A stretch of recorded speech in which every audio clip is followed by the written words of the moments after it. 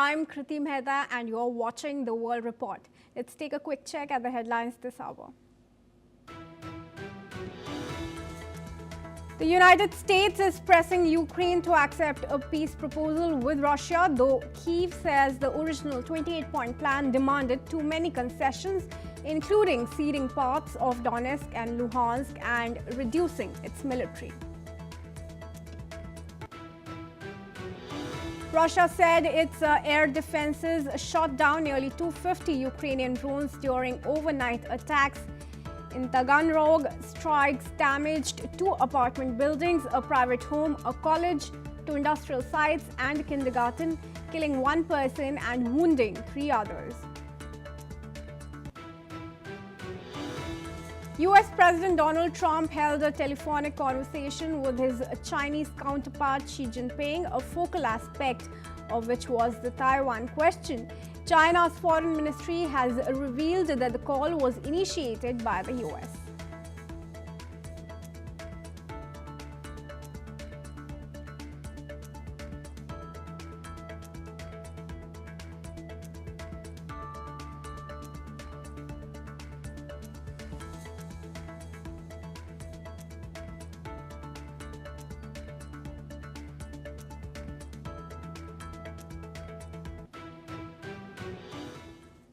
All right, and now we move on to the Ukraine-Russia war. Now, in the latest, we're learning that Russia has said its air defenses intercepted nearly 250 Ukrainian drones during overnight attacks. The strikes targeted multiple areas, including the port city of Taganrog, where Ukrainian drones caused significant damage. Local officials reported that 2 apartment buildings, a private home, a college building, 2 industrial facilities and a kindergarten were hit. Now, 1 person was killed and 3 others wounded in the attacks. Russian authorities say they are assessing the situation and will decide on response measures. Let's now welcome our guest, Andrew Latham, who's an international relations expert, joining us live from Minneapolis. A very warm welcome to you, Andrew, here on NewsX World. Happy to be here. All right, Andrew, if you can help us understand the scale of these latest strikes on Russia. Last time, of course, we had the Shatura power plant hit, and now there are multiple civilian facilities that have been attacked. If you have any idea about the, extent of damage that have been caused and which were the areas that were most heavily targeted, if you could explain that for our international viewers. Sure, yes. Well, both sides have been striking using long-range missiles, targets that they think will undermine the strategic ability of the other side to continue the war. We know what that looks like when the Russians strike Ukraine's power plants, but the Ukrainians have been striking mostly the Russian oil infrastructure. 2 things about this particular attack are suggestive, at least. One of which is that many of these missiles did not strike any oil facilities. Then they hit a lot of other things, including a kindergarten, apparently, although we have to take what Russia says with a grain of salt. The other is, though, that the Ukrainian strategic missile offensive is not paying dividends. Its effects have been grossly exaggerated in the Western press. It doesn't seem to be having the effect of knocking the Russians out of the war. They're still exporting lots of oil, mostly to China, but elsewhere as well. They're still exporting it, for that matter, to Venezuela, unrefined, for Venezuelans to refine. So it's really not having the intended strategic effect because missiles often go astray and because the Russians are getting better and better at intercepting them. So that's the big strategic picture when it comes to these missile strikes. All right, and now in the latest strikes, we now have 1 person killed. Do you think Russia is going to escalate its retaliation this time around?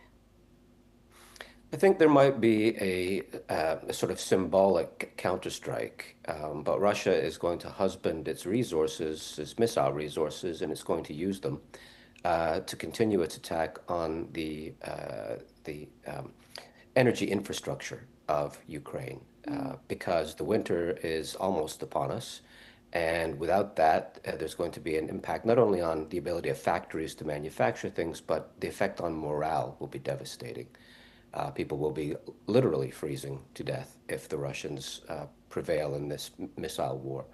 So a symbolic counterstrike, I think that's in the offing. Will this change fundamentally Russia's missile strategy? No, I don't think so.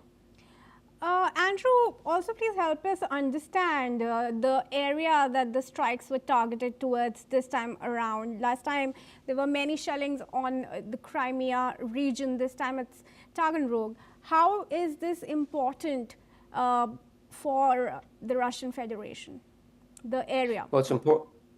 It's important, not crucially important, but as part of the infrastructure that is sustaining the war, it's a node in that network.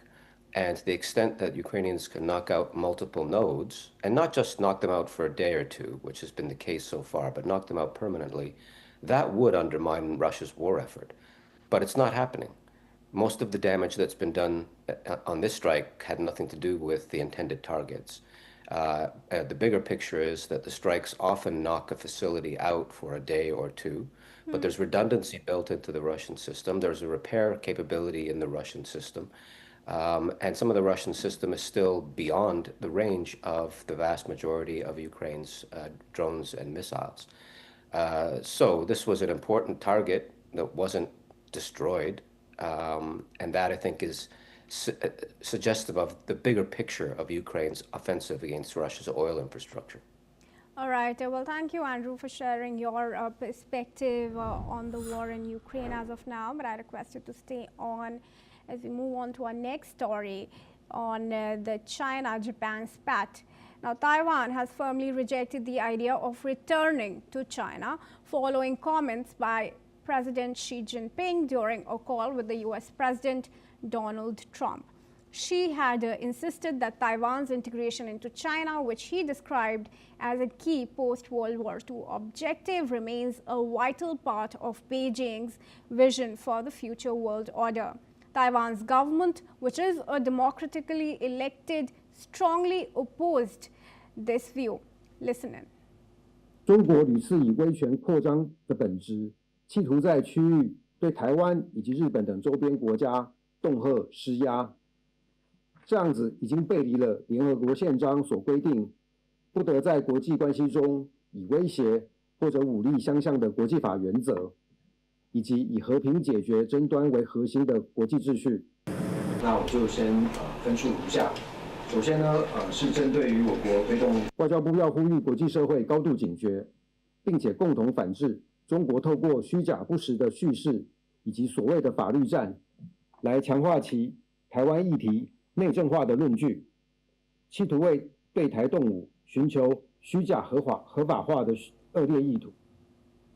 And China has proposed a one country, two systems model for Taiwan, similar to that used in Hong Kong. However, this plan is not supported by any major political party in Taiwan. President Lai Ching-te also rejected the idea, stressing Taiwan's sovereignty.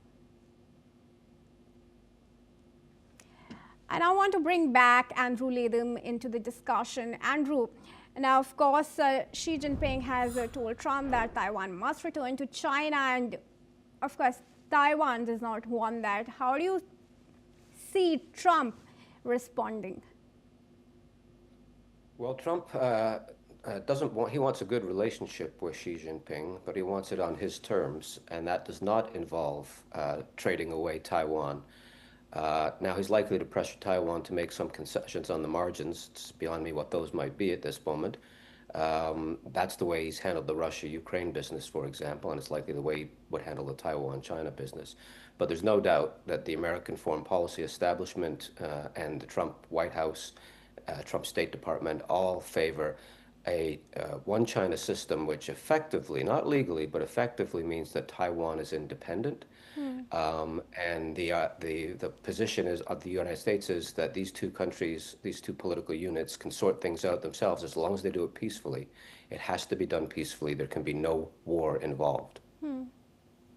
All right, and this is especially happening when Japan and its leader has also pursued closer ties with Trump over the Taiwan issue. Now, with both China and Japan trying to pursue United States to take their sides, what course of action is Trump likely to take vis-a-vis Japan also is concerned?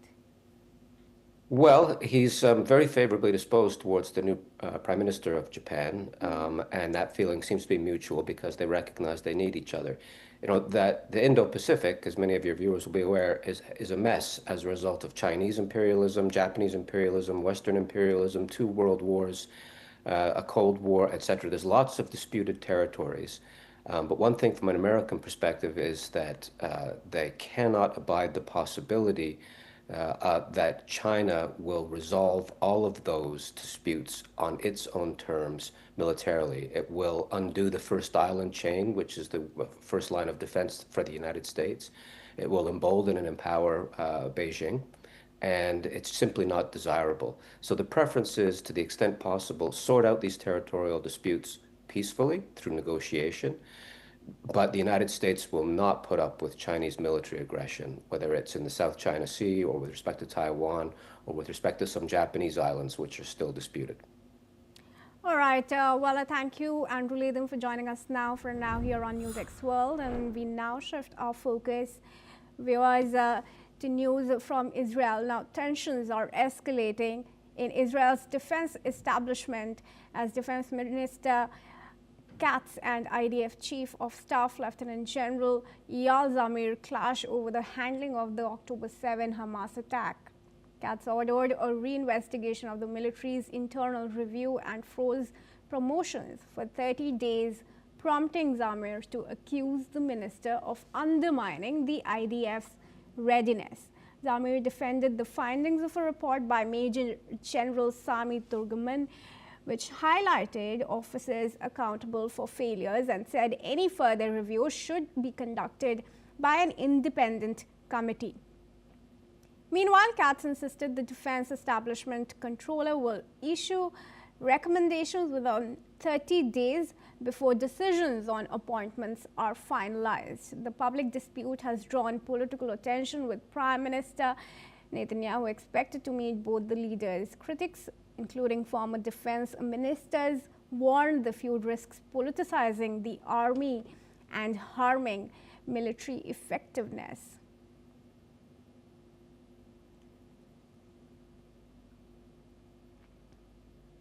And the RSF, which has been fighting Sudan's irregular army since April 2023, says that it is declaring an unilateral 3-month humanitarian truce in response to the international efforts, including the initiative of US President Donald Trump and the Quad mediators. RSF Commander Hameti says that the RSF agreed to the truce in cooperation with the Quad, the African Union, and Regional Intergovernmental Authority on Development bloc, and sought to enhance civilian protections and facilitate the delivery of humanitarian aid.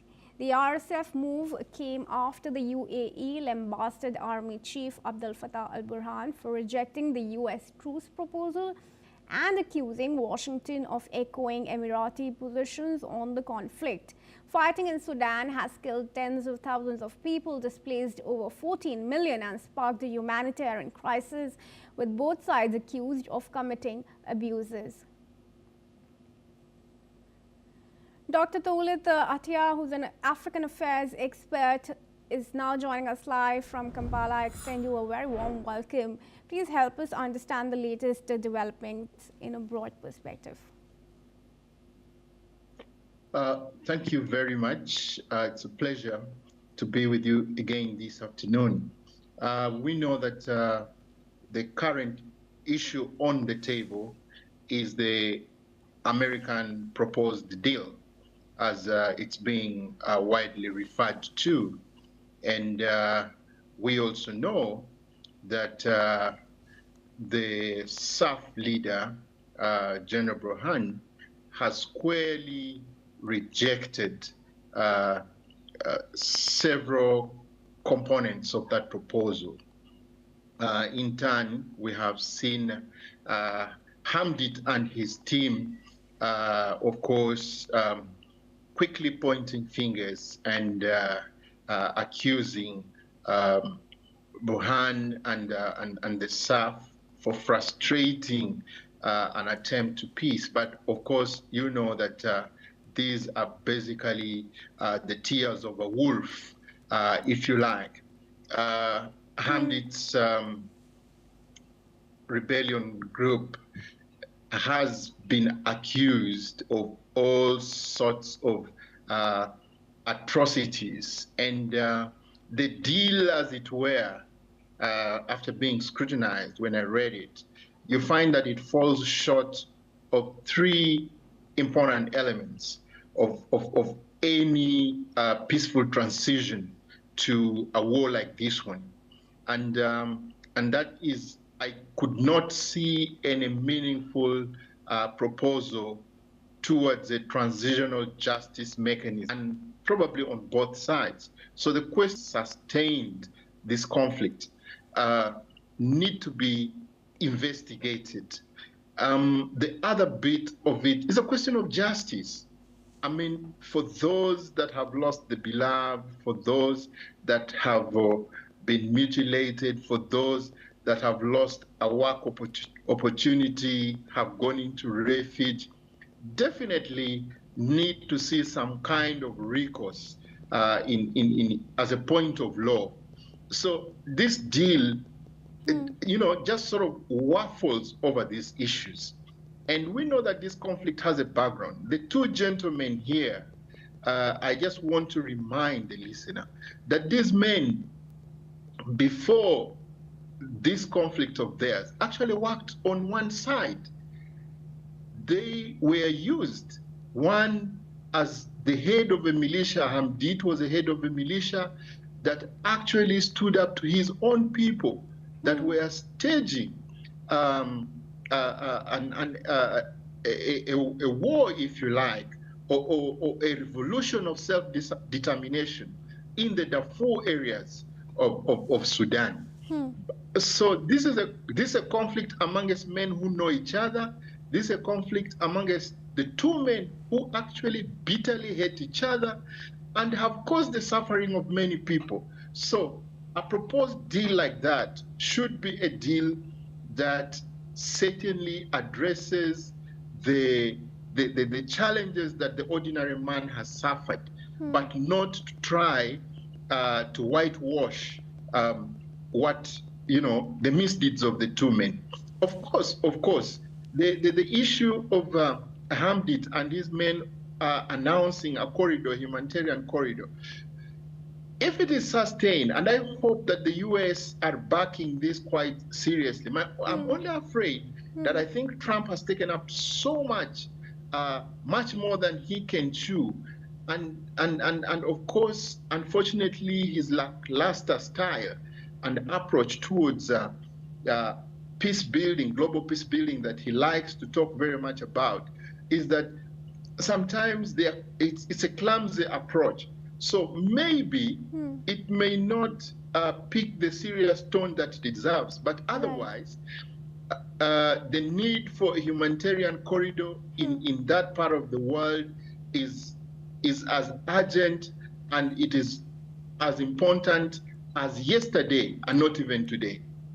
Dr. Atia, the larger question here still persists that previously as well, RSF had accepted the ceasefire but still went on to launch drone strikes. Now this time around, with the famine widespread and the ethnic clashes, do you think the ceasefire will be respected?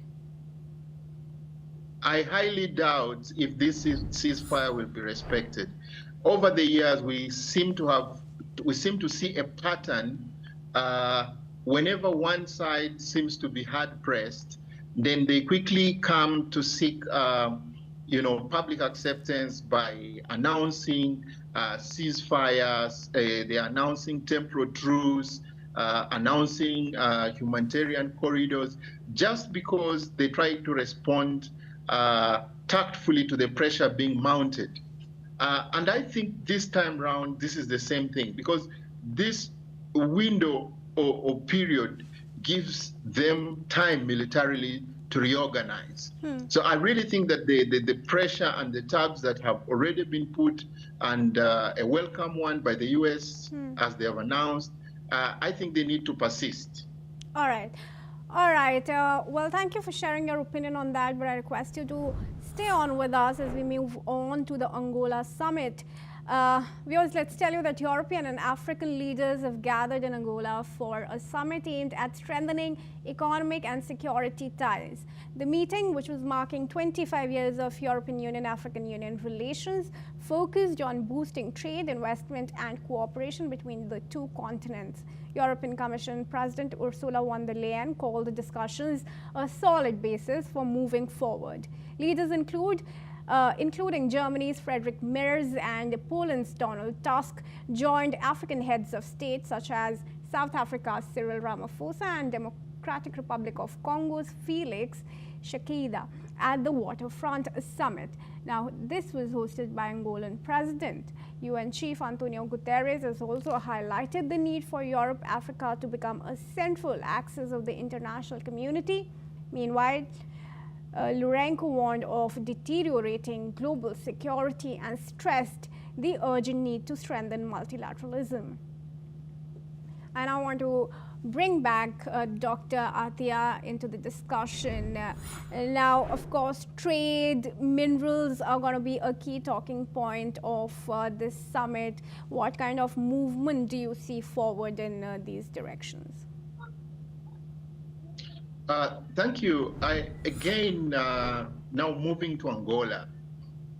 You see, it is unfortunate that many of these summits, conferences, tend to pick a lot of hype, especially in the media, and more so when they're being held or hosted in African capitals. There is this sensation to try and make it feel like there is some seriousness. There is like some kind of groundswell around Africa business, or trying to actually centralize the affairs of Africa in global agendas. I am afraid that is not the case. In this very instance, let's just borrow a leaf from what we have just seen in the environmental conference in Brazil, which of course is a developing nation. Again, the same question of trade, of fair trade, of an all-access agenda to markets, of the question of integrity, the question of African agency. All these questions continue to remain unanswered. We've seen how Western capitals that still hold a lot of money and probably are kingpins, whether it comes to markets, whether it comes to trade. They're very lackluster in the way they respond to the issues of Africa. So again, for me, other than this conference making it to international media headlines and probably attracting the talk shops in major capitals in the next few days, in as long as African leaders do not galvanize and galvanize themselves around a single agenda and trying to put the context right from the machinations of post-World War II and even as far as the remnants of colonialism that we now see manifest in neo-colonial schemes. I do not think that Africa is going to come to the table anytime soon. All right. Well, thank you, Dr. Atia, for joining us here on NewsX World and sharing your perspective. With that, viewers, let's move on to the flood situation in Thailand. Severe flooding in southern Thailand has claimed 13 lives and affected nearly 2 million people. Authorities are saying that the rising waters since the weekend have hit 9 provinces, including Surat Thani, Nakhon Si, Thammarat, Trang, and others. Evacuations are underway in low-lying areas, including Hatyai city, where rising waters prompted the deployment of military and rescue teams. Thai Prime Minister has stepped up a forward command center in Songkhla, while Deputy Prime Minister ordered relief agencies to provide personnel, equipment and aid to affected residents. Authorities continue to warn of ongoing heavy rain. And that's a wrap on the NewsX bulletin. Keep watching for more updates from around the world.